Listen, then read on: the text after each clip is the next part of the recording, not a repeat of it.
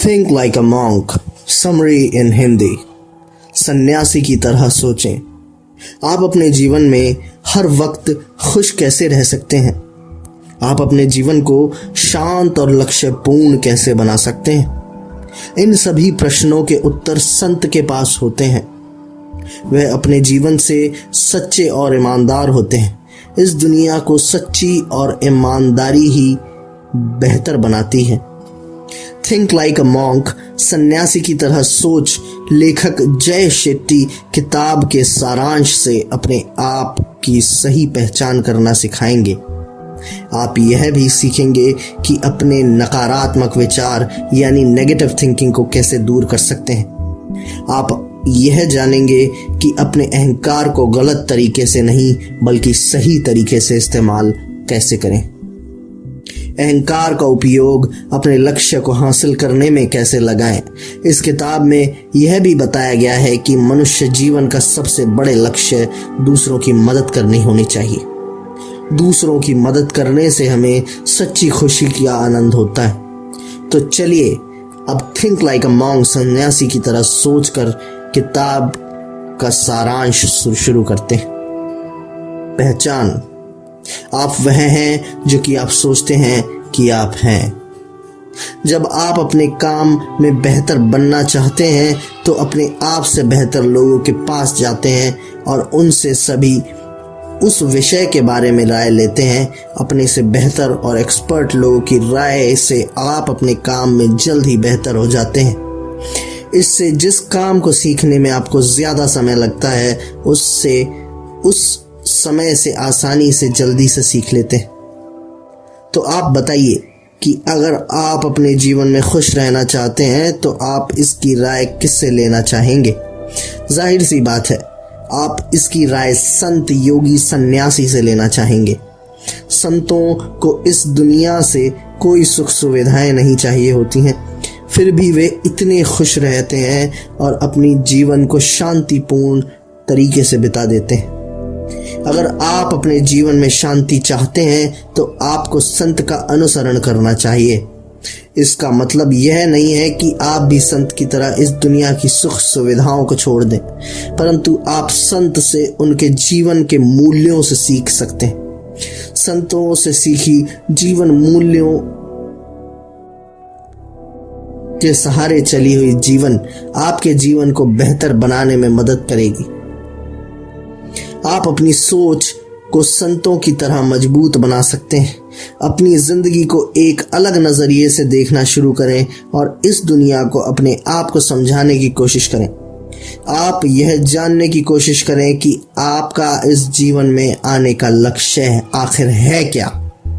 आपका अपने जीवन का कुछ उद्देश्य होना चाहिए।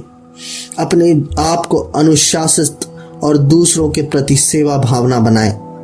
आपकी पहचान समय और परिस्थिति के हिसाब से रहता है।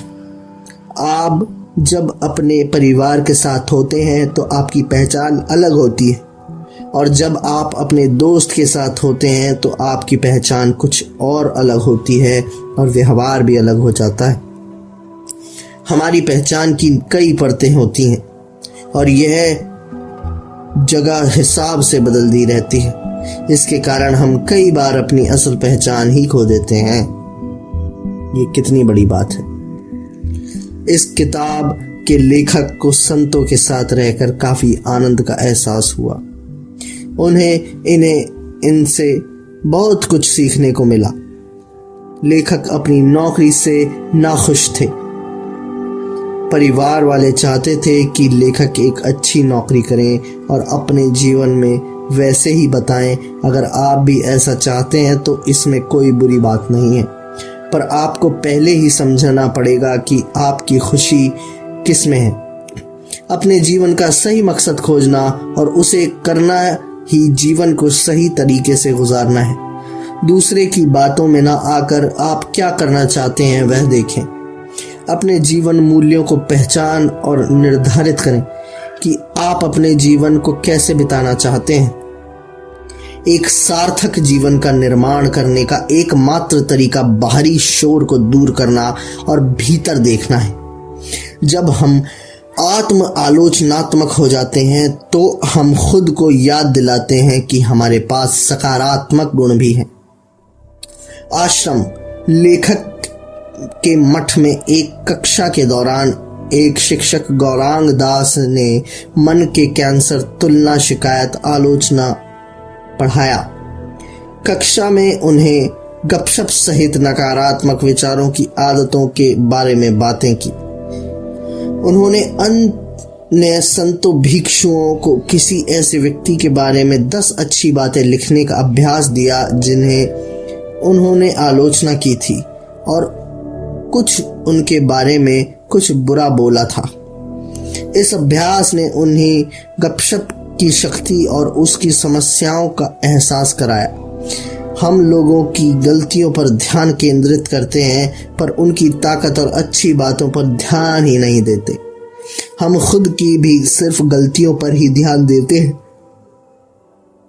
पर हमें अपनी ताकत और अच्छाइयों पर भी ध्यान देना चाहिए। हम दूसरों की तुलना, आलोचना करते हैं तो हमें अपने आप के बारे में भी बुराई करनी चाहिए। हमारे अपने अंदर भी हमें खोट ढूंढने चाहिए। लेकिन जब हम दूसरों की अच्छाई तलाशते हैं तो हम खुद की अच्छाई देखने लगते हैं। हम सभी को हर दिन नकारात्मक का सामना पड़ता है। यही कारण है कि हम जिस तरीके से इसे प्राप्त करते हैं उस तरह से नकारात्मकता को निकालते हैं। हम छोटी छोटी खुशियों के बारे में बात करने के बजाय दिन के दर्द और चिंताओं की रिपोर्ट करते हैं। दोस्तों, ये सबसे ज़्यादा गलत बात है जो एक इंसान अपनी जीवन काल में कर सकता है। उसका जीवन दिन ब दिन छोटा होता रहता है मात्र इन्हीं बातों को दोहराने और याद करने से। हम अपनी तुलना अन्य लोगों से करते हैं, सोशल मीडिया पर लोगों की आलोचना करते हैं, बहस करते हैं, धोखा देते हैं।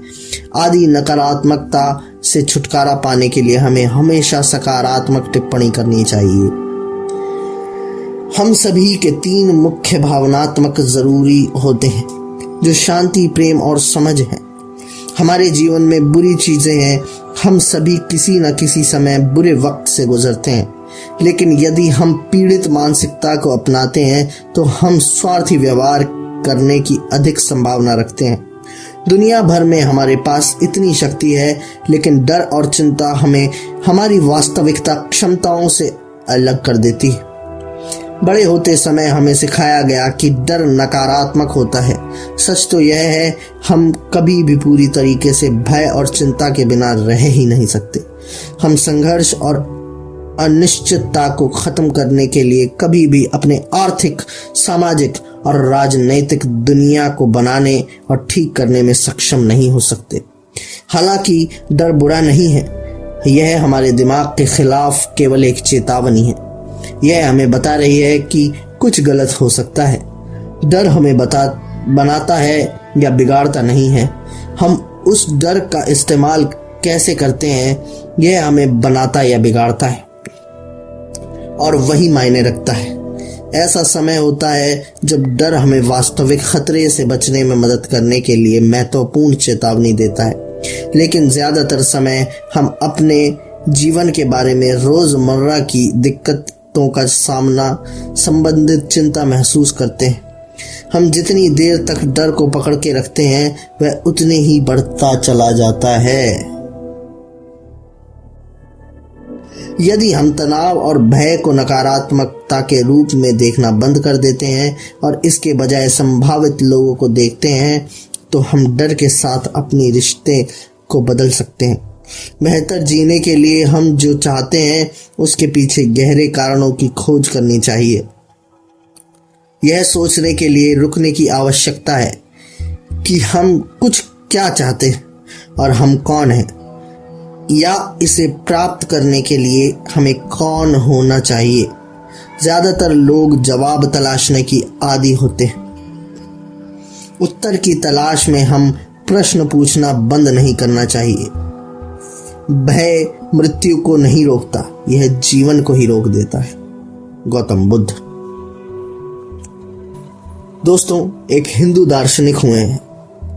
हिंदू दार्शनिक भक्ति विनोद ठाकुर 4 मूलभूत प्रेरणाओं का वर्णन करते हैं जो हमारे लिए आवश्यक हैं।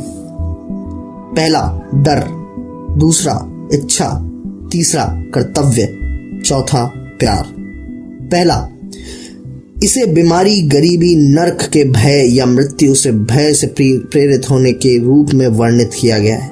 दूसरा इच्छा, यह सफलता, धन और आनंद के माध्यम से व्यक्तिगत संतुष्टि की तलाश है।